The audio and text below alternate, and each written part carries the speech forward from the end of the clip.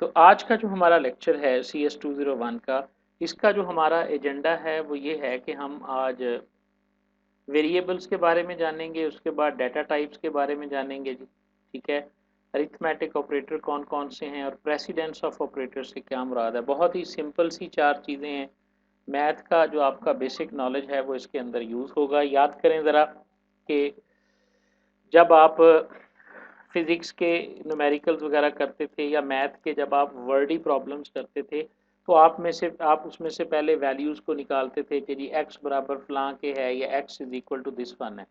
तो जब भी हम प्रोग्राम लिखने की कोशिश करते हैं तो प्रोग्राम लिखने के लिए C++ के अंदर प्रोग्राम लिखने के लिए कुछ बिल्डिंग ब्लॉक्स हैं उसके जो हमें आने चाहिए। ठीक है, उन बिल्डिंग ब्लॉक्स में से जो सबसे पहला बिल्डिंग ब्लॉक है वो आपका है जी कि आपके पास वेरिएबल होने चाहिए। वेरिएबल बेसिकली हम इनको अगर डिफाइन करेंगे, यहाँ पर मैं जो है ना एक प्रोग्राम आपको लिख के दिखाता हूँ ताकि आपको समझ आ जाएगी जी। ये प्रोग्राम मैंने डेव C++ के अंदर लिखा जी।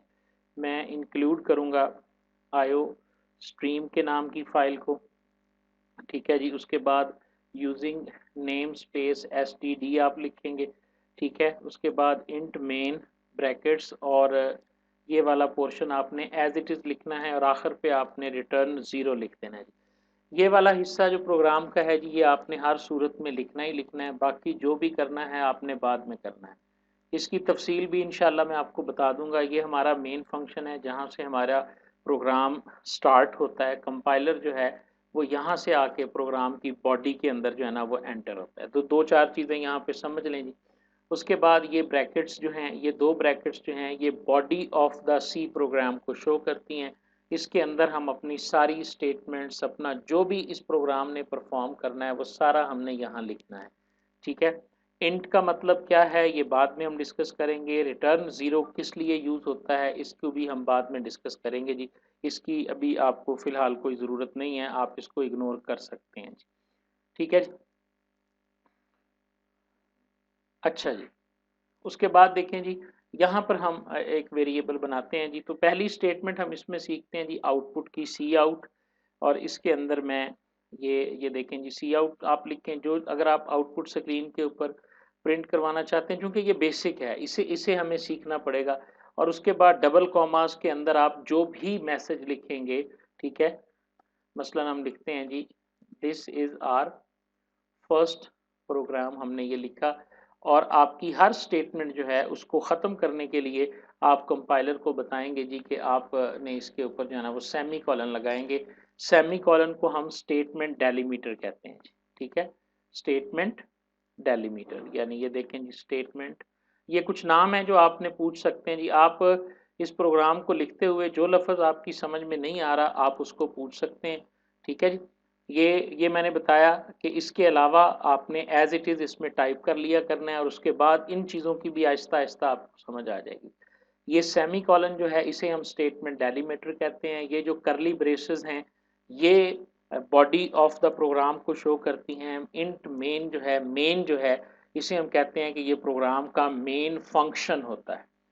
इंक्लूड जो है ये हमारे पास प्री प्रोसेसर कहलाता है। इन सारों की डिटेल आगे आएगी, सब की डिटेल आएगी।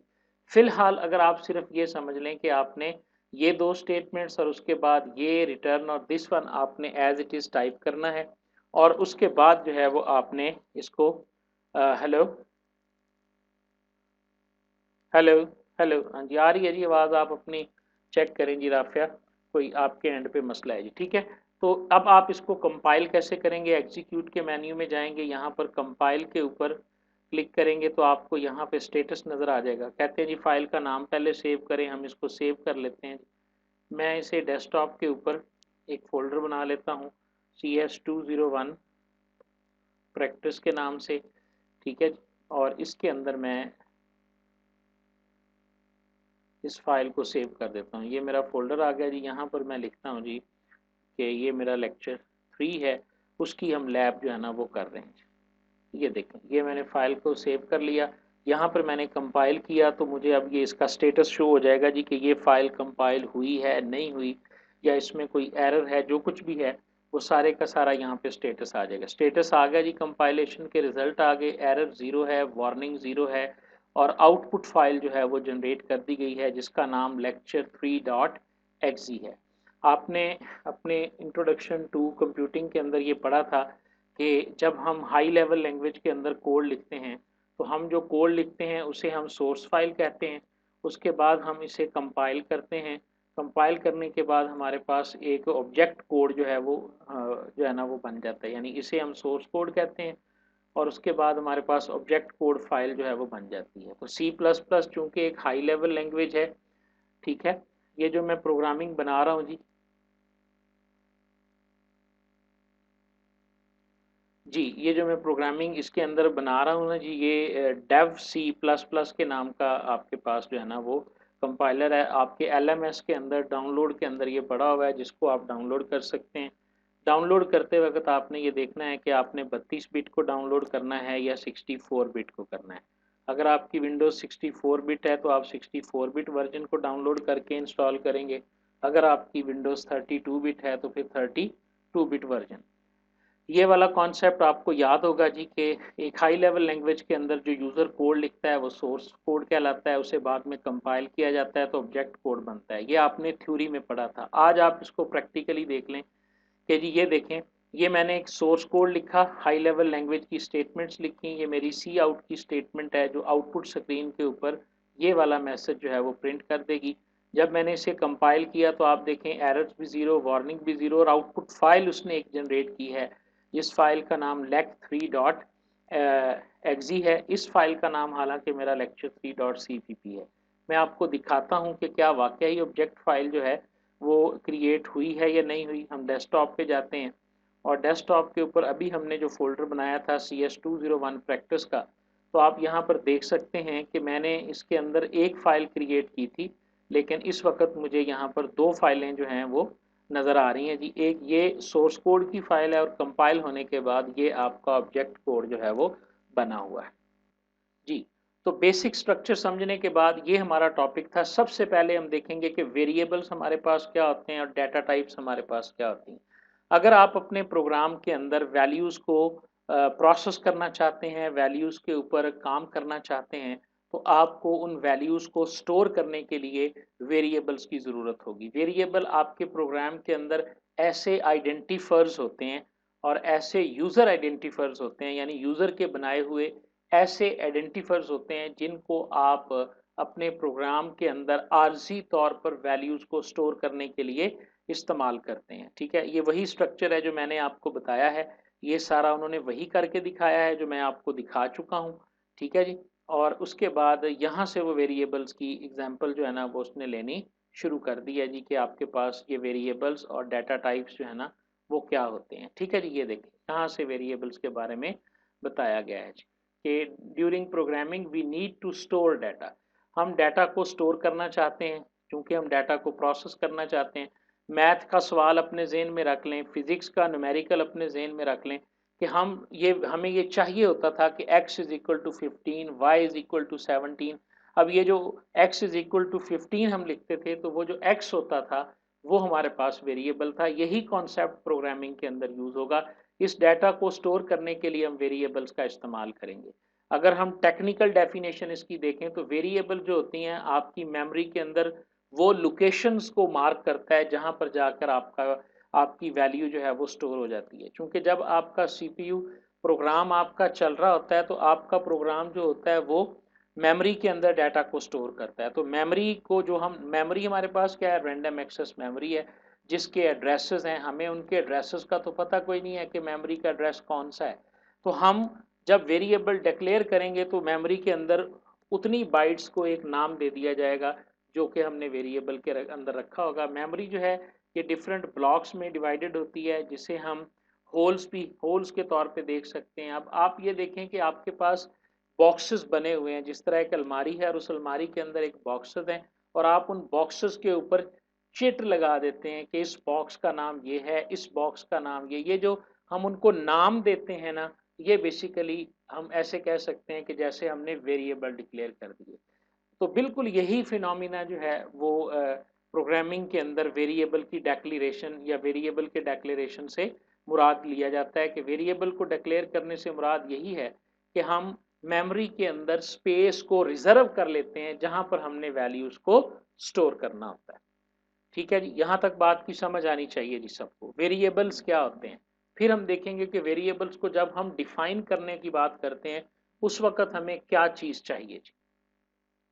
जी वेरी गुड जी। अब एक वेरिएबल बनता कैसे है, डिफाइन कैसे किया जाता है। वेरिएबल का हम एक नाम रखेंगे, उस वेरिएबल में कौन सी वैल्यू हम स्टोर करना चाहते हैं उसकी टाइप बताएंगे, उस वेरिएबल में वो वैल्यू स्टोर करने के लिए उसका कितना साइज मेमोरी के अंदर रिजर्व होता है ये चीज बताएंगे, और उसकी वैल्यू क्या होगी ये चीज बताएंगे। ये चार चीजें एक वेरिएबल के साथ जुड़ी हुई होती हैं।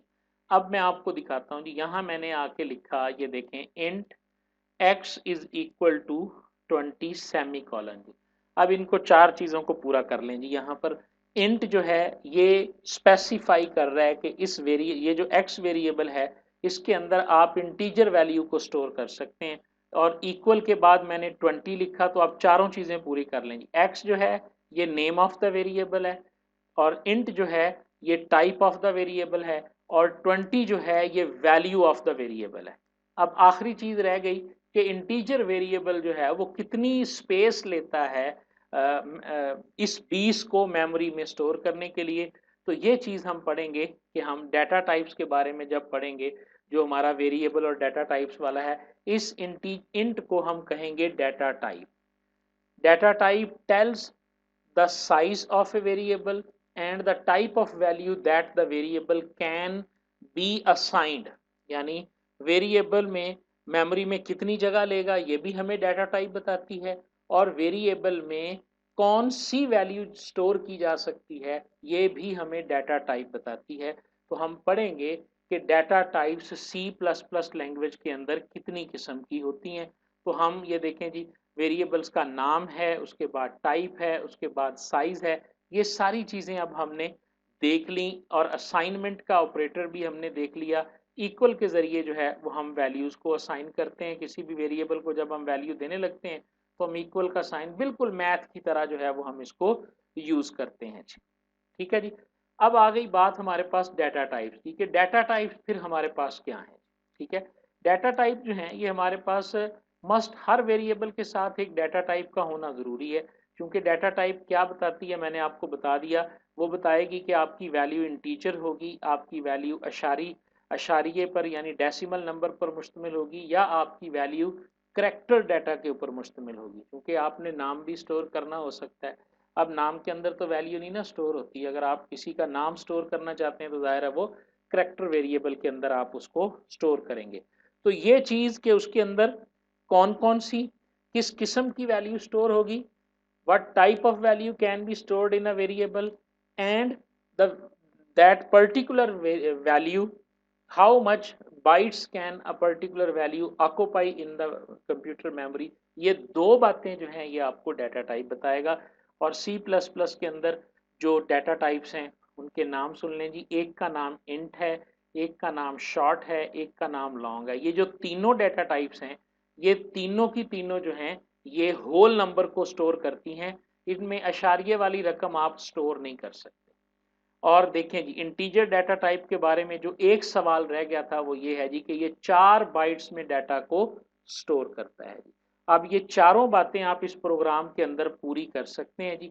ठीक है, कि इस मतलब नंबर वन, इस वेरिएबल का नाम क्या है तो x है।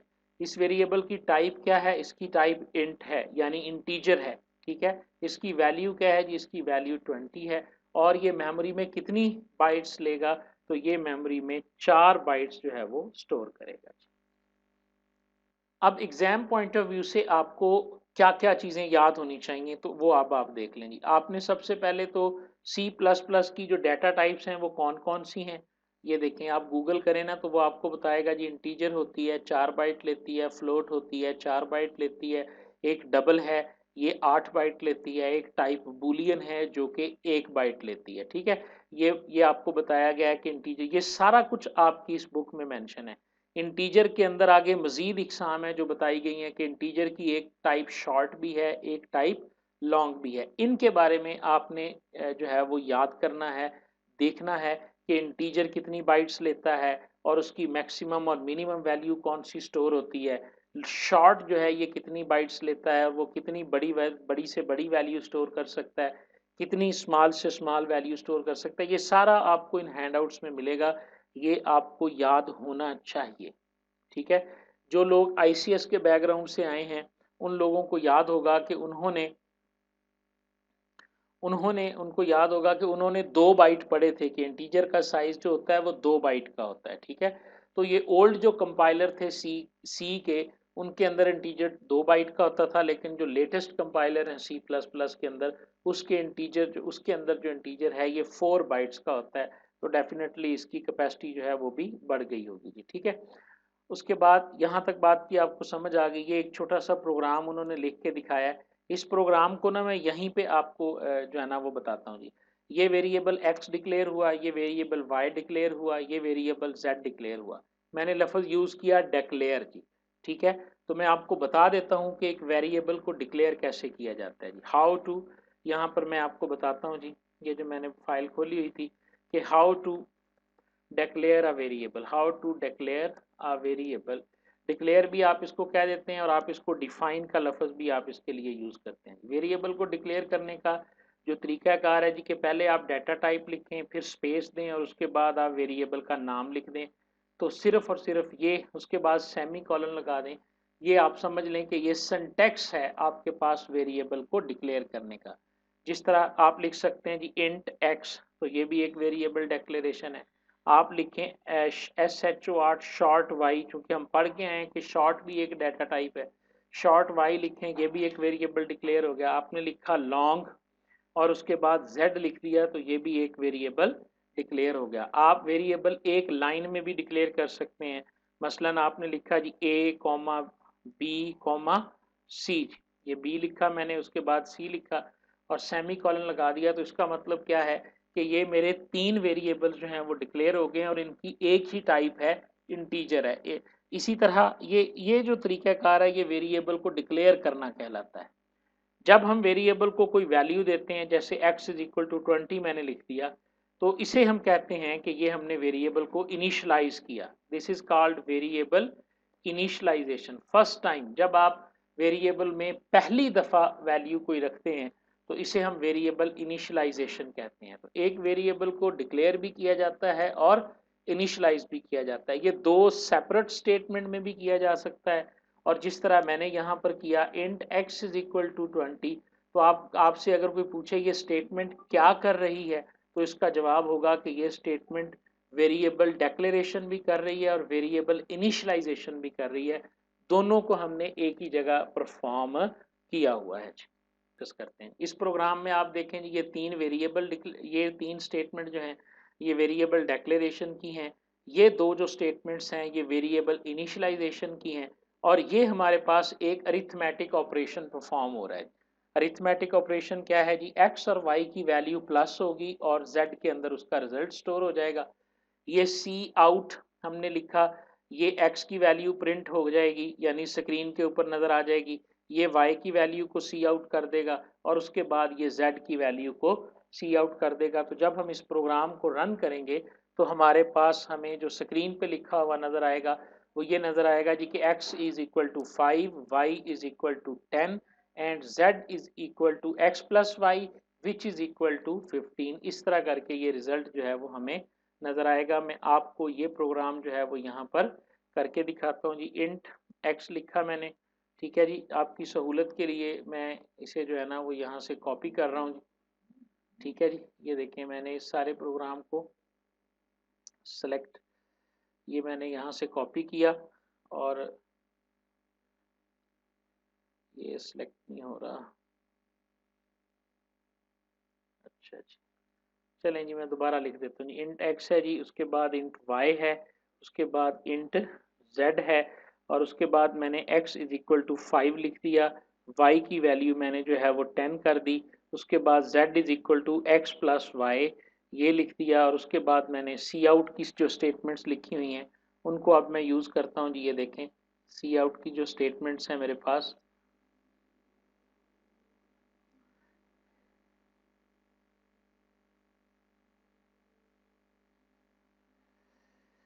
ठीक है जी, सी आउट। उसके बाद ये मैंने लिखा डबल कोटेशन के अंदर x इज इक्वल टू, और उसके बाद मैंने सेमी कॉलन लगा दिया, फिर मैंने सी आउट के अंदर x की वैल्यू को प्रिंट कर दिया, फिर मैंने लिखा सी आउट और मैंने लिखा कि y इज इक्वल टू, ये लिखा जाएगा। फिर सी आउट के अंदर मैंने अकेला जब y लिखता हूँ तो y की कीमत प्रिंट होगी। जब मैं डबल कोटेशन में लिखता हूँ तो डबल कोट में आपने जो भी लिखा होगा ये एज इट इज आपको स्क्रीन पे नजर आएगा।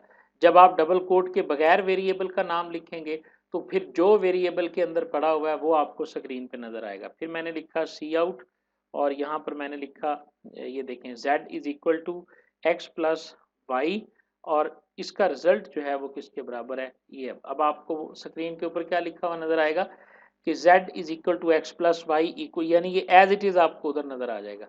इसके आगे हम चाहते हैं कि हमारे पास z की वैल्यू आ जाए, तो ये मैंने z की वैल्यू इसके आगे जो है ना वो प्रिंट कर दी है।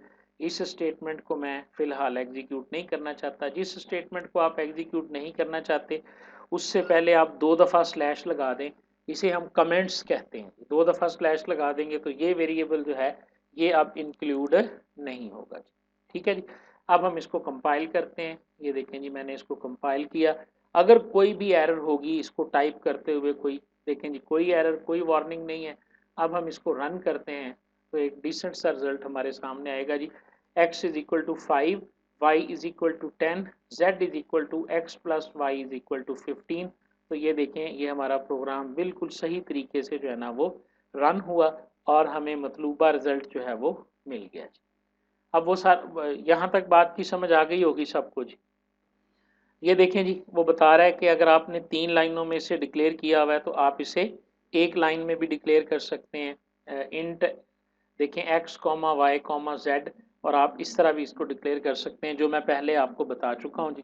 उसके बाद सी आउट की स्टेटमेंट के अंदर आप x is equal to 5, y is equal to 10, z is equal to, ये आपकी आउटपुट आएगी और ये इसी तरह की आउटपुट जो है वो हमें नजर आई है। शॉर्ट डाटा टाइप जो है वो क्या होती है, ये उसका तारुफ आ गया जी। शॉर्ट डाटा टाइप जो है, ये देखें, आपके पास 2 बाइट्स जो है ये मेमोरी के अंदर लेगी। ठीक है, ये देखें, ये 2 बाइट्स जो है वो मेमोरी के अंदर लेगा और इसके अंदर जो है, मैं इसको हाईलाइट कर देता हूँ। ये देखें, हाईलाइट किया। तो शॉर्ट में और इंटीजर में क्या फ़र्क है, इंटीजर 4 बाइट लेता है और शॉर्ट जो है ये 2 बाइट लेता है। और उसकी रेंज क्या है कि शॉर्ट के अंदर जो मिनिमम वैल्यू स्टोर हो सकती है वो -32,768 है, और जो मैक्सिमम वैल्यू हो सकती है वो 32,767 है। आगे उन्होंने शॉर्ट के साथ एक छोटा सा प्रोग्राम बना के दिखाया है, short x, short y, short z, ये भी मैं बात आपको समझा चुका हूँ। फिर उसने लॉन्ग डाटा टाइप के बारे में आपको बताया कि लॉन्ग डाटा टाइप हमारे पास क्या होती है। लॉन्ग डाटा टाइप जो है ये मेरा ख्याल है 8 बाइट्स जो है वो मेमोरी के अंदर लेगी, और इसकी जो मिनिमम वैल्यू है और जो मैक्सिमम वैल्यू है, अगर यहाँ पर नहीं भी मेंशन तो आप गूगल से देख सकते हैं बहुत आराम के साथ।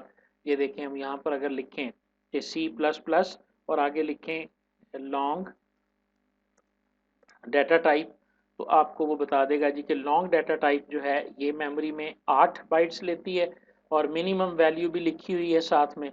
ये इसकी मिनिमम वैल्यू है और ये इसकी मैक्सिमम वैल्यू है जो लॉन्ग इंटीजर के अंदर जो है वो स्टोर की जा सकती है। ये 3 टाइप्स जो हैं ये होल डाटा को स्टोर करती हैं। उसके बाद रियल नंबर्स आ जाते हैं। रियल नंबर्स को हैंडल करने के लिए C++ के अंदर एक फ्लोट की डाटा टाइप है और एक डबल डाटा टाइप है। फ्लोट डाटा टाइप जो है ये भी 4 बाइट्स लेती है, लेकिन इसके अंदर आप अशारिये के साथ वैल्यू आप स्टोर कर सकते हैं। आप अशारिये वाली वैल्यू इसको दे सकते हैं। उसी तरह का प्रोग्राम है, लेकिन अब वैल्यूज़ हम उसको 12.35, 25.57 और उसी तरह हमने उसको जमा किया, और जब हम इसको आउटपुट करेंगे तो जाहिर है अब अशारिये के अंदर हमें जवाब मिलेगा जी। ठीक है जी। उसके बाद आपके पास डबल डाटा टाइप आ जाती है जी। डबल और फ्लोट में कोई फ़र्क नहीं है, जिस तरह इंटीजर और लॉन्ग में कोई फ़र्क नहीं था सिवाय साइज़ के। तो डबल डाटा टाइप जो है ये डबल साइज़ की है, और ये मेरा ख्याल है 8 लिखा हुआ है ना, twice the size of float. तो ये 8 बाइट्स जो हैं वो डाटा में लेती है, और इसकी वैल्यू जो है वो उससे भी ज़्यादा है। तो ये अगर हम गौर से देखें तो हमने ये देख लिया कि हमारे पास कौन कौन सी है जी। इंटीजर है, उसके बाद शॉर्ट है, उसके बाद लॉन्ग है। ये 3 डाटा टाइप्स होल नंबर को स्टोर करती हैं, और शारिये वाली रकमों को स्टोर करने के लिए हमारे पास फ्लोट और डबल डाटा टाइप है। और करेक्टर वेरिएबल यानी अगर हम नाम वगैरह स्टोर करना चाहते हैं तो फिर हमारे पास जो डाटा टाइप आएगी उसका नाम चार डाटा टाइप होगा। इसको हम फिर बाद में डिस्कस करेंगे जी। ठीक है जी। तो ये था हमारा आज का लेक्चर जिसके अंदर हमने लेक्चर नंबर 3 के अंदर वेरिएबल्स का कॉन्सेप्ट सीखा। वेरिएबल को डिक्लेयर कैसे करते हैं, डिफाइन कैसे करते हैं, और एक प्रोग्राम में वेरिएबल को डिफाइन करके डिक्लेयर करके और उसे बाकायदा हमने रन करके और उसकी आउटपुट करके हमने देखा है। ठीक है जी। Thank you very much.